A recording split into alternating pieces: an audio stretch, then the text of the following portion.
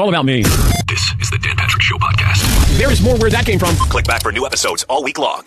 Broadcasting from the Mercedes Man Cave. There was a unicorn aspect to him. This is Dan Patrick. Welcome to the program, already in progress. Hour 2 on this Thursday. John Calipari, Kentucky head coach, will join us coming up. We will debate Mike Trout's greatness after 1,000 games. Chris Mannix from Yahoo Sports will stop by as well. The NBA draft tonight. No trades as of yet. I get the feeling there are a couple of teams on the outside looking in that would like to at least do a drive-by and see if they could sneak up into the top 3.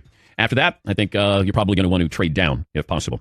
All right, 877-3DP Show, email address, dp@danpatrick.com. McLevin, the poll question from the first hour. Okay, we're going to go with something that's already lighting up Twitter. Okay. Would you rather be, with no athletic ability, 7 feet tall or 5 feet tall? We've done versions of this, but with 4 7-footers in the top 5, I think today is the day. So just life as a guy who's 5 feet tall or a guy who's 7 feet tall? Yep. I'm going to be a 5-footer. Because I don't want to spend the rest of my life having somebody say, "Do you play basketball? How's the weather up there?" Although, I don't know, 5-footer, I don't know what people would actually say to you, whereas a 7-footer, they would say something. Yes, he. And like 7-footers start to have a hard time getting around. Yeah. You know, everything's that you can't get in a car, getting in and out of a car, just finding clothes that fit, all that stuff. It's tough. I remember when I gave Bill Walton a ride from New Jersey at the NBA entertainment offices into Manhattan, and I'm driving a Jetta, and Bill sat in the front seat. And Bill was a legitimate 7'1", 7'2", and his knees were up. He could have rested his chin on his knees. But I can't imagine just going out and buying a car. Don't you have to take out the front seat and sit in the back seat? Yeah, Paul. A lot of people pointing out the downside for being 7 foot, buying clothes, very tough. If you're 5 feet tall, though, try going to a concert sometime. That's got to be a toughie. Or if you're the 7-footer at a concert when everybody's yelling, "Hey, down in front!" Yeah. All right, we got our poll question. Let's bring in John Calipari, the Kentucky head coach. Coach, let me start with that tough question. Would you rather be 5 feet tall or 7 feet tall and no athleticism whatsoever? What are you guys talking about? What is a slow day? Yes. There's nothing going on? Yeah. Are you trying to get viewers or chase people away? I think what are you guys doing? we're just doing this for ourselves, Coach. If people want to eavesdrop, they want to watch or listen, that's up to them. So this is more for you? Yeah. Yeah. Oh, shoot. I thought it was ratings and stuff. You don't even know. No, we just have fun. Remember you would tell your kids just go out there and have fun? That's all I'm just saying. I would just say. Forget about the win. Yes. Don't worry about winning. It's not about winning. Don't we all win if we're having fun, Coach? You're sick. Okay. Would you rather be a 5-footer or 7-footer with no athleticism? I'd rather be like that 7-foot guy that walks in and dominates. Yeah, I don't know. I would. That's like, would you run real fast if it's pitch dark and you knew a wall was in front of you? Would you do that and try to win the race? Wait, what kind of question is? Wait, you're questioning my question, and you just gave me that question? Yes, and both questions are like, we have nothing to do. This is a conversation. This is like Seinfeld, just nothing. Okay, let's start over, and let's start over. Come on, and let's welcome in John Calipari, the Kentucky head basketball coach, who joins us from New York City. Hi, Coach. How are you? Hey, Dan Patrick. How are you? What do people say in New York when they see you? What's the general question that you get? Most of them looking like, call me by the wrong name or don't even know, or their heads down. And I love the city. This is a great city. Everybody, this is a stimulating place to be for about 3 days. It really is. It is. Did the Knicks ever call you to coach? No, they didn't. And Scott Perry and I are friends, and he's going to do a great job. Steve Mills, we talked about the draft and different things, but no. And, the biggest thing, I got a great job. I mean, I'm in a great situation, and I think these teams know that. And, the teams that I talk to are mostly about my players. And if anybody talks to me more than that, it's, going back and forth, like, hey, what are you doing? And I was really happy for Dwayne Casey. Well-deserved, you know what I mean? The job he did in Toronto, being in Detroit now, I mean, having a team that, to be able to say their personnel there and they got a chance, so happy for them. The best player you coached against this year was who? Geez, I don't think about those guys. I'm more or less worried about my guys. Well, I know, but I'm curious your opinion when you. I'm trying to think. Tell me who do we play against? Sexton is pretty good, right? He's really good. He's really physical. Got some size with him. Physically ready. He's good. He's a good player. When's the last time you actually watched a player against your team? Like you were entertained by watching a player, he was that good. You ever allow yourself to do that? No, never. And if a guy goes crazy, I'm mad that I didn't double team or didn't do something. Like, why would I let this guy do this? And I've done that a couple of times. You won't believe this. At times I get hard-headed, and I'm not going to. We're not playing a boxing one. We're not trapping. Someone got to guard him. It's not, and I'm not a hard-headed kind of guy. What's the next level up from hard-headed? What would that be? Are you defiant?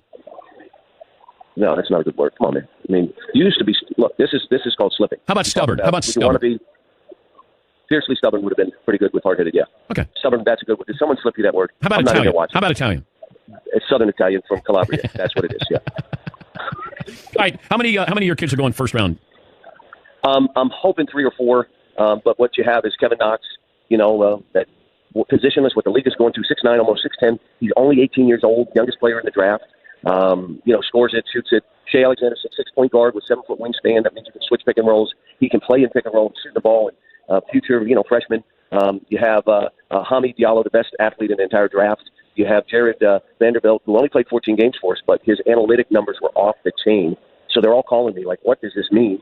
And then Lenyon Gabriel, who's a 6'10" kid that shoots the ball well, like a perimeter stretch kind of guy. So wow. I'm looking forward to all of them having an opportunity to be drafted. And I'm going to be in the green room. And as you know, I'll be physically ill until they're drafted, the two that are in the green room, Kevin and Che. And then I'll go watch the rest on the TV and be sick till the other three get picked.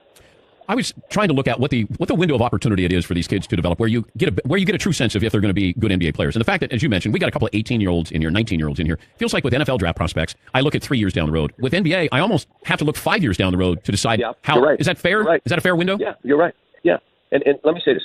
I've had 25 freshmen drafted in the first round. All 25 freshmen that left us went in the first round. We've had 21 lottery picks. All of our kids in the lottery have gotten the second contracts and third contracts, or they're not eligible yet. But to really see, you got to wait probably 5 years, especially if you're thinking all-star. Like a Devin Booker and a Karl Towns and some of these guys, it was faster. It was more like 3 years, 2 years. Yeah. You could tell they're making it. But the normal guy, most of them, it's because they physically have to mature. In football, they don't let you come right out of high school or 1 year because fear of death. In football, it's a fear of death. But in basketball, it's more, when are you going to start shaving? Then we can start judging, where you are as a player. Hard to do that when they're physically not matured yet. What guys in the draft that you went after didn't get? Most of them. Well, wait. Did you go after? Did you have a shot at Trae Young? Yes. Because he said he had to call you and tell you that he's not coming to Kentucky. He had to call Bill Self as well. Yeah, and I've had that call, and naturally, you know what I would do. What do you think I did after he told me that? You know me well. You're going to do great at Oklahoma, and no, I slammed the phone down. Nuts. Slammed it down. I did. I wish him well, but the whether it's Ayton or Bagley or Carter or we tried to get involved with all those kids, and so some kids come here, some kids don't. I mean, and they're all really good players, but what I do know is the kids that left us that were lottery picks have all made it. And then we look and watch. And my thing with our kids, what happens, the greatest thing they learn with us is how to be a great teammate. Yeah, you get better playing against other really good players in practice every single day. But the other side of this is you have to share. How many players in this draft will be volume shooters in the NBA? Very few. I'll just answer it for you. Yeah. None. Zero. So you have to learn to play off the ball. How many point guards who was a point guard in Cleveland? Who was a point guard in Golden State? You ready for this? The best point guard in the league ended up being off the ball, Chris Paul. Harden had the ball. So the game is changing, and being a volume shooter, and our guys are positionless. They can play multiple positions. That's what we're teaching, and hopefully getting them ready. And tonight, I'll be physically sick until these guys get picked. Congrats. Have fun tonight, Coach. Always great to check in with you. Thanks for joining us. And again, keep asking everybody, 7 foot or 5 foot, because it's a really good question. I guarantee you. Okay, Coach. You can say this now, and you can be mocking me, but I guarantee you, at some point today, you're going to say something to somebody about that question, or somebody will walk up to you and go, Coach, would you rather be 5 feet tall or 7 feet tall with no athleticism? You know what? I'm probably going to be stopped like 5 times. I'm going for a walk, and I fully expect it. So give me some minutes. I'm going to go up to my room and think this through. Yeah. So I'm ready to be prepared for that answer. But why don't you ask Commissioner Silver that? I'd just be curious. I will. Okay. I will. You know what? And then we'll talk. I'll ask him, and Mark Tatum, I'll ask his right-hand man. I'll ask both of them, see what they say. And when they look at me stupid, is there another follow-up? Like, if they say this, are you stupid? Stupid? If they say that to me, what do I say? Just say yes. Okay, thanks. Perfect. Thank you. Have a great day. Thank you, Coach. Thank you, Coach. Thank you. That's Coach John Calipari. He's always fun. Now, we didn't get into graduation rates or grade point average there, which is good, and the one and done. So we're making progress here with Coach Cal. Because it always feels like you just know it's coming. Like, oh, no. Because when I said, how many guys do you think are going to be drafted first round? Because Paulie goes, you should, be fair to him, and he wants to talk about his kids. All right. And I just thought, okay, I'm going to get graduation rates. How many millions of dollars that they've earned in their careers in the one and done rule. And we're making progress. Our relationship is moving forward there. That's nice. All right, we'll take a break here. 16 after the hour. Let's see. We have a guest expert on the poll question, Paulie? Yeah, we have a 7-foot person who wants to weigh in on the poll question. Who's not athletic. He is athletic, and he gets paid for his athleticism. But he says even if he wasn't athletic and getting paid for it, he would want to be 7 feet. He would not want to be. Frank Kaminsky III, former Wisconsin. Junior the third, Frank Kaminsky is going to join us. From Charlotte. He'll be joining us in about half an hour. All right. Also, we'll discuss Mike Trout's greatness after 1,000 games. It was certainly a hot topic yesterday and last night and early today. All right, we'll come back after this. Dan Patrick Show. Okay, this is just a 30-second commercial, and I'm going to throw a lot of numbers at you, but please stay with me. In just 15 minutes, you could save 15% or more on car insurance. The company that has been offering you great rates and great service for 75 years, it's Geico. I've been using them for a long time myself. And anytime you need help, you can speak to one of their trained specialists 24/7. No recordings. The company, Geico. Go to geico.com today. Sorry for all the numbers, but I've been a fan and a customer of Geico for a long time. And in 5, 4, 3, 2, 1, I'm out. If you're one of the millions of Americans who suffers from muscle cramps in your legs and feet, relief is finally here. TheraWorks Relief is a topical foam that's clinically proven to relieve muscle cramps fast. Plus, with daily use, TheraWorks Relief can even prevent muscle cramps before they start, so you can get a full night's sleep or do the activities you love without having to worry about muscle cramps. TheraWorks Relief only takes minutes to apply, absorbs quickly, and it really works. I recommend TheraWorks Relief to my family and friends, and the results, well, they speak for themselves. This is a life-changing product, and you don't even need a prescription. TheraWorks Relief is my choice for preventing and relieving muscle cramps. Try TheraWorks Relief today. Experience relief from muscle cramps for yourself. Get TheraWorks Relief in the pain relief aisle at select CVS, Rite Aid, and Walgreens pharmacies. Or just talk to your pharmacist. They'll put you in the right direction, or she'll put you in the right direction. Learn more at TheraWorksRelief.com. That's TheraWorksRelief.com for your muscle cramps. TheraWorksRelief.com. I saw this stat on Trae Young, first player in history to lead Division I in points and assists per game. Also, the first freshman to have 25, 5, and 5 in an NCAA tournament game since Chris Paul did so. Yeah, all right. 25, 5, 5. Has anybody come close to leading the nation in scoring and assists? And to do it as a freshman, too, that should be factored in as well, degree of difficulty. What if Trae Young went to Cleveland? Like, who's the player where you go, boy, Cleveland got a great player, and that got LeBron's attention? Is there any player in this draft where, and I think at that number, at 8, you're going to take a chance on somebody. And you're taking a chance on Michael Porter, you're taking a chance on Trae Young, but I don't think there's any player where LeBron goes, you know what, now I'm going to stay. This is what I'm thinking. Now, I know that they said Kevin Love is safe. I've been saying for the last 3 years, it felt like Kevin Love was going to be traded. Now, if they didn't win the title a couple of years ago against Golden State, I thought Kevin Love was going to be dealt. I had no inside information. I just felt like he was going to be dealt. Now, what happens if LeBron leaves? Are you more likely to keep Kevin Love or trade him? But you're trying to redo the team, and I think nobody has more salary tied up in their franchise than Cleveland does. And so you got that luxury tax, and you got some bad contracts there. I just don't know if there's anybody you go, you know what, let's get this guy, because LeBron's not involved in any of this. And you're going to do this not knowing what his future is going to be. Yeah, Paul. Going back to the thing with assists and points in college, TJ Ford, about 15 years ago at Texas as a freshman, he led the nation in assists. He was the first ever freshman to do it, but he only averaged 11 points per game. Yeah, I don't know if we've ever, and I'm talking about a player at any grade in college. Who's come the closest to leading the nation in scoring and assists? Yeah, Fritzy. Do you think LeBron right now at this moment knows what he's doing, whether he's staying or not, and if there's even a specific team that he's planning on going to? No, because I don't know what's happening with Paul George in Oklahoma City. Like, that's supposed to be a foregone conclusion. He's going to L.A. Well, what if Oklahoma City says, do you want the max? And he's going to say, yeah, and then there's going to be a sign and trade? And then what happens if LeBron goes, hey, I'd like to get the max, and I'd like a sign and trade? And, what are the Lakers taking down banners and trading banners to other teams? Like, what are you going to give up to get these guys? And then there's Kawhi Leonard. So if I just factor in those 3 guys there, and somebody's waiting on somebody to do something, let's say the Spurs say, hey, Sacramento's willing to give us the number 2 pick in the draft. Would they move Kawhi Leonard? Probably. Then that changes a lot. Then he's in Sacramento for a year. Then LeBron may stay in Cleveland for a year to say, I'll meet you in L.A. next year. And then what happens with Paul George? Is it a sign and trade? So there's so much that could happen here, will happen in the next week or so. And that's where, I don't think LeBron can go, I made up my mind. But I'm curious what Cleveland does from now on. What do they do tonight? What do they do in free agency? Yeah, McLevin. I like what you said. Take a big swing at Michael Porter Jr. Take a risk because you're going to lose LeBron anyway. Why not try and get that one guy who could be great to entice LeBron? Yeah, I think you got to roll the dice on this if you're Cleveland. But I think Porter, there are going to be teams that love him and others are just going to avoid him completely because of the back injury. And we're going to look back on 5 years from now. 5 years from now, we'll look back and go, man, they made the right choice, either by taking him or avoiding him. And the draft is littered with players like that and teams like that. Brad in North Carolina joins us this morning. Hi, Brad. How are you? Dan, how are you? I've got a bit of an IT correspondence piece for you. You referred to your procedure yesterday as root canal surgery, and I've got to tell you, as a territory manager for a endodontic company where all I do is work with endodontists and dentists on root canals, we refer to that in the field as root canal treatment and not surgery. So it seems that you are pulling a little bit of a fritzel on that one. Well, Brad, you weren't there for my root canal. Well, Dan, did they make any incisions? Were there stitches involved? There were no stitches. There was an incision. With a drill through hard tissue, correct? Yes. Yes. So that would be akin to basically getting a cavity filled, just a little deeper. There was a medevac helicopter involved in this, Brad. Does that change? No, it does not. No. Right. Although I must say, if there were multiple roots in the tooth, if there were a molar, if you were Fritzy, you would consider each of those to be that is true. Thank you, Brad. I thought I had surgery. It felt like surgery. The get well cards from my family had to do with surgery. Yes, Paul. I've never had root canal, but I'd say root canal could be underrated because you're both awake and there's a high level of pain. Most surgeries you're asleep for, and you don't feel the pain of the procedure. You feel the after effects. So I think I'd rather have surgery than root canal. If you told me I could get arthroscopic knee surgery or root canal, and I've had arthroscopic knee surgery, I know what you get. I think I might take that. I don't want a root canal. Well, I didn't want a root canal, but I needed a root canal. And, the other thing is, and I've had both of these. So the arthroscopic, it's going to take me a longer time to recover from that. Whereas, the root canal, you just suck it up, a shot of whiskey, go in and go do the surgery. And that's what I asked for. They said, do you want me to numb this up? And I said, no, I brought some whiskey here. That's all I need. For your treatment. Yes, of course. Yes, McLovin. By the way, on the list of jobs that get you girls, if you walk into a bar and say, I work with endodontists on insurance firms, that's low. Cleaning house. You'll clean house. Yeah, I advise endodontists on different fiscal. Okay, how would you dress that up if you're Brad in North Carolina? If he had an Australian accent, he'd be all set. It doesn't matter what you do if you have an Australian accent. Yes. I'm sure the car he pulls up in gets enough attention. Yeah, but they don't see the car when you're in the bar. He's not even an endodontist. He just advises endodontists. I'm a consultant. Endodontists are at the bar laughing at him. Endodontist Haslam. Yeah, Fritzy. So root canal treatment, that sounds like you're putting ice on your shoulder. Usually the word that precedes treatment is spa treatment. Wow. So I don't know, is this some kind of just like advanced massaging of your teeth? I don't know, like what exactly went down? Okay, so it was my front tooth where they stick the needle in your gums, where there's really not gums, where it's just bone. And then it feels like they're sticking that needle in and it goes up to your nose. So yeah, it's a spa treatment, Todd.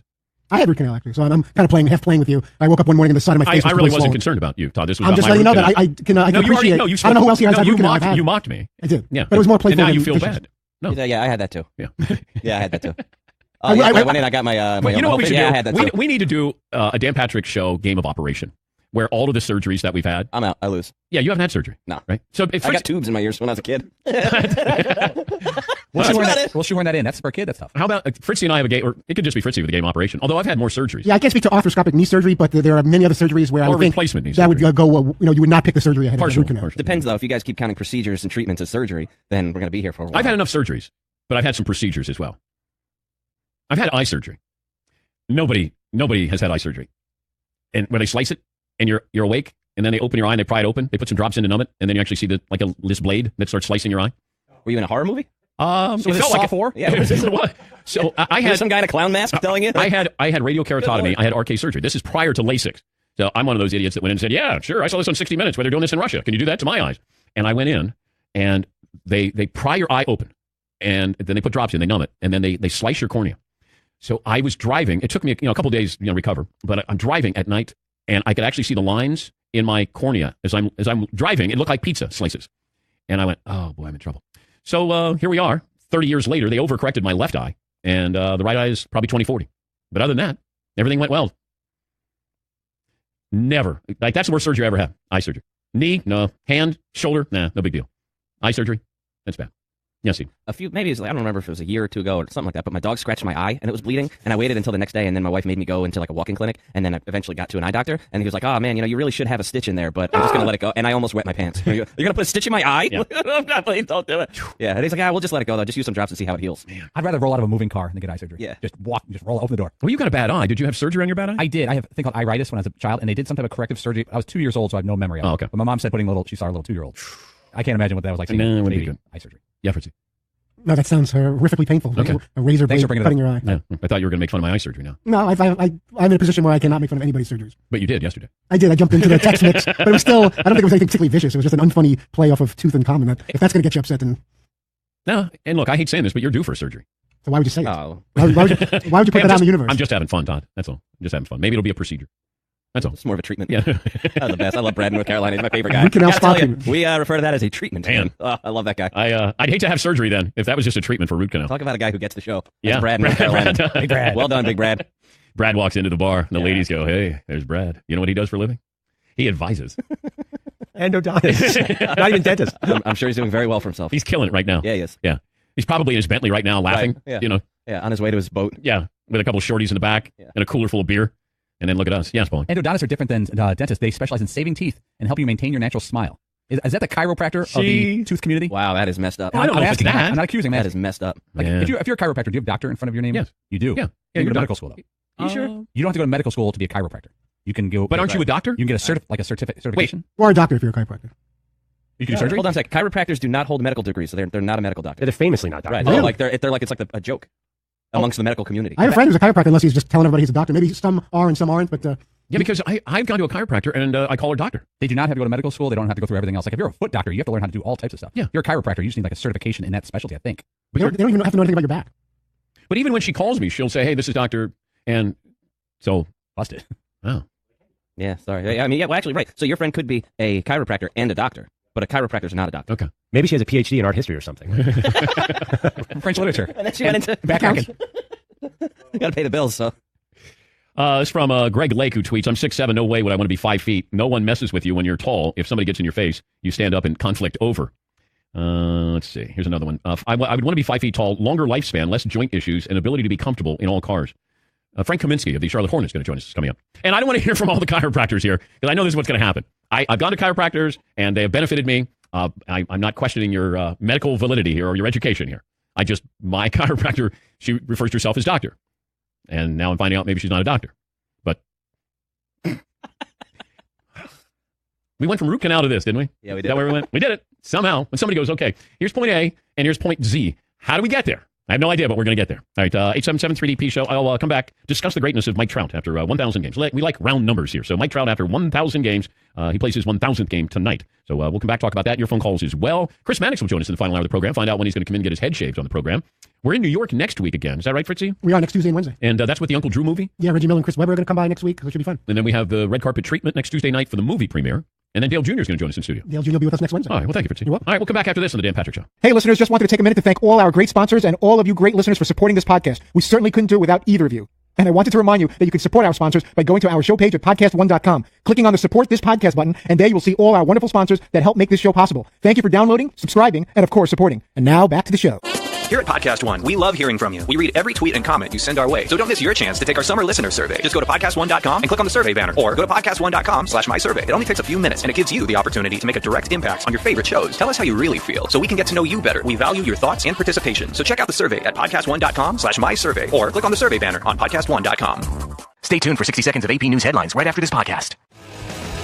Oh, I knew it. I knew it.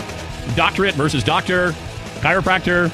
Would you rather be 5 feet tall or 7 feet tall? Yes, all the important topics you would come to expect on this program. By the way, rockauto.com, rock on. All the parts your car or truck will ever need, rockauto.com. Family business founded by automotive engineers back in 1999. And they said, you know what? This is what we want to accomplish. We want to give people direct access to all the parts information that you probably find normally hidden in computers and catalogs behind the parts store counter. And second, we just want to make them reliably low prices. That's it. And they accomplish that. And then some. At rockauto.com, you choose the part brands, prices, features you want anytime 24/7. Go to the website. Fun. You can spend a lot of time there at rockauto.com. A lot of the parts you were told no longer available or dealer only. Not anymore. The parts are delivered directly to your home or office. Why waste time and money hunting for parts, phoning, driving, waiting in line, so you don't have to do that anymore. Go to rockauto.com today and make sure you tell them we sent you. Right, Dan Patrick in the How Did You Hear About Us box, so they know we sent you. All the parts your car or truck will ever need at rockauto.com. Had a couple of tweets. Our good friend Casey Garrity, he said that he would rather be 5 feet all day long for 3 reasons. Hide and seek, self-explanatory. Airplanes, every seat feels like first class. And lightning, way safer down here.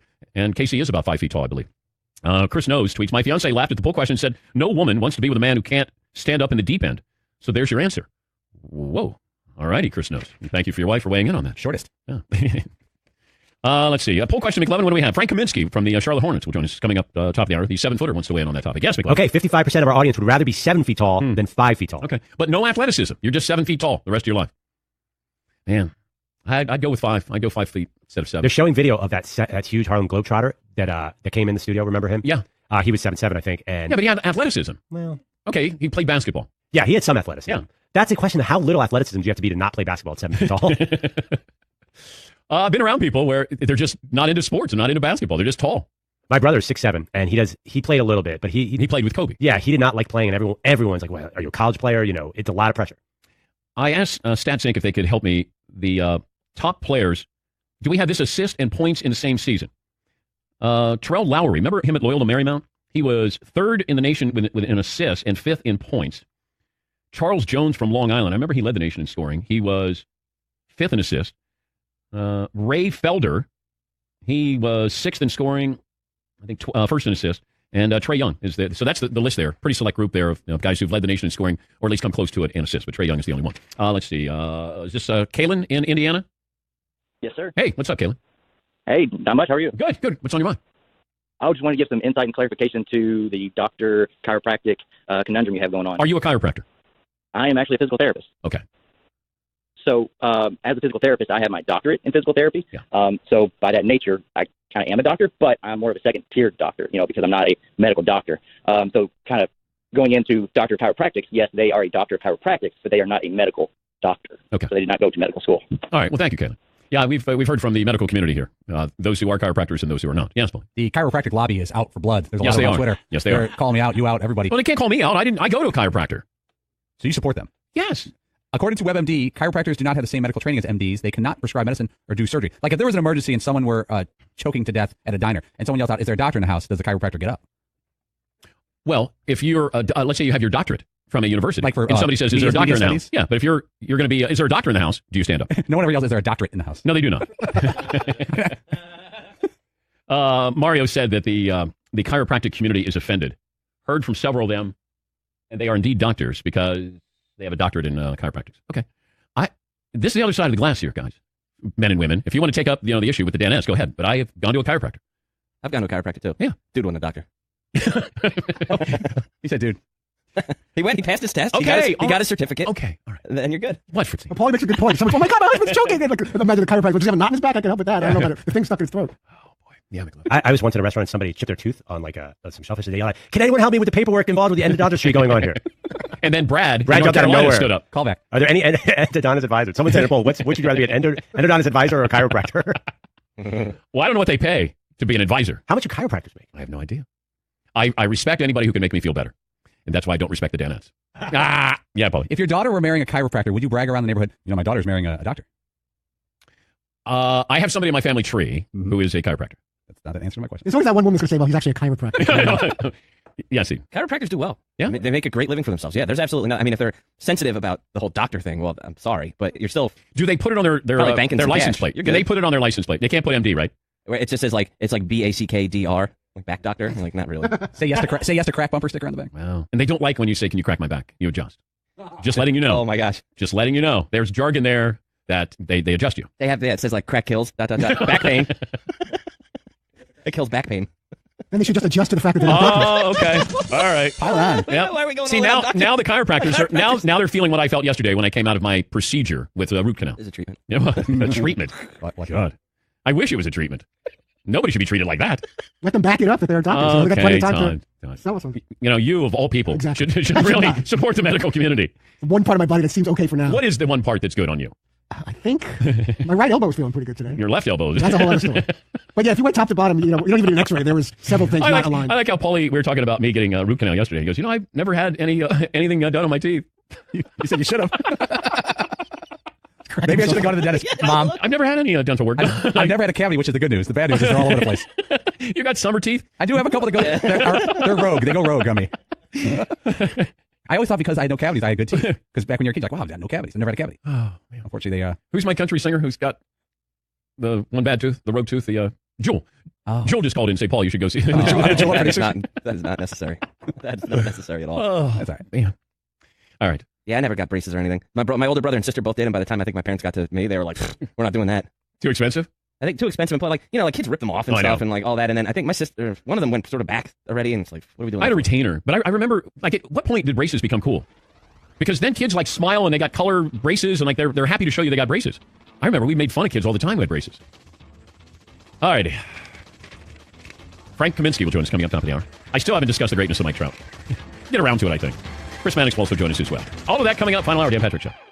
Hey humans, David Smalley here from the Dogma Debate Podcast right here on Podcast One, where we talk about all the things you're not supposed to discuss at work: religion, politics, abortion, racism, slavery, and that's only when we open the Bible. We discuss Islam, Islamophobia. What does that even mean? We chat with vegans, animal rights activists, and even visit factory farms to see it for ourselves. I invite people from multiple backgrounds to convert me into their worldview. But as long as they're okay with being respectfully challenged, you better bring your evidence. And I never lose sight of how both the left and the right are seeming to lose their minds. So basically, we're solving all the world's problems right here on Dogma Debate. And you've been missing it. Download Dogma Debate on iTunes, Stitcher, or PodcastOne.com.